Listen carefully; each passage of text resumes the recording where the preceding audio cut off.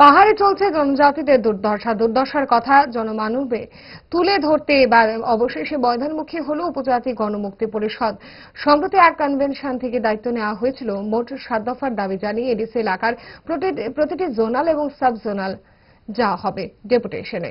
আজ তেলেমুড়া মহকুমার কৃষ্ণপুর বিধানসভা কেন্দ্রের তুইমধু সাব জোনালে গণডেপুটেশনে যান গণমুক্তি পরিষদের কর্মী সমর্থকেরা।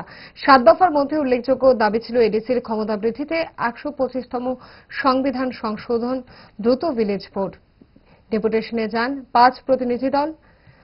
সাব জোনাল আধিকারিক কমল দেববর্মার হাতে তুলে দেওয়া হয় দাবির স্মারকলিপি। দাবি দেওয়া নিয়ে হল সংক্ষিপ্ত সভাও। সভায় উপস্থিত ছিলেন সংগঠনের কেন্দ্রীয় কমিটির সভাপতি নরেশ জমাতিয়া, কেন্দ্রীয় পরিষদ সদস্য হেমন্ত কুমার জমাতিয়া, জিএমপি তেলেমুড়া মহকুমা সম্পাদক অরুণ দেববর্মা, সিপিআইএম তেলেমুড়া মহকুমা সম্পাদক সুভাষ নাথ সহ অন্যান্যরা। জিএমপি নেতা নরেশ জমাতিয়া কি জানিয়েছেন শুনব।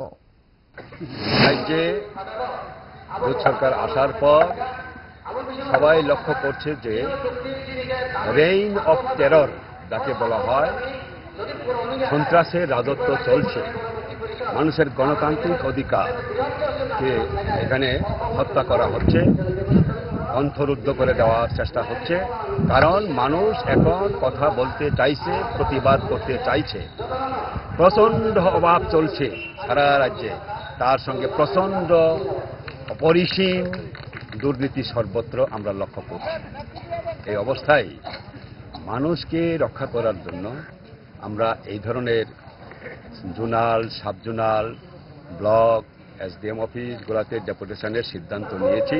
গণমুক্তি পরিষদের কেন্দ্রীয় কমিটি আগরতলাতে বিশেষ কনভেনশন করে সেই কনভেনশনের সিদ্ধান্ত অনুযায়ী আজকে এই তুইমধু যে সাব জোনাল অফিসে আমরা 7 দফা দাবিতে এখানে গণডেপুটেশনের ব্যবস্থা করেছি।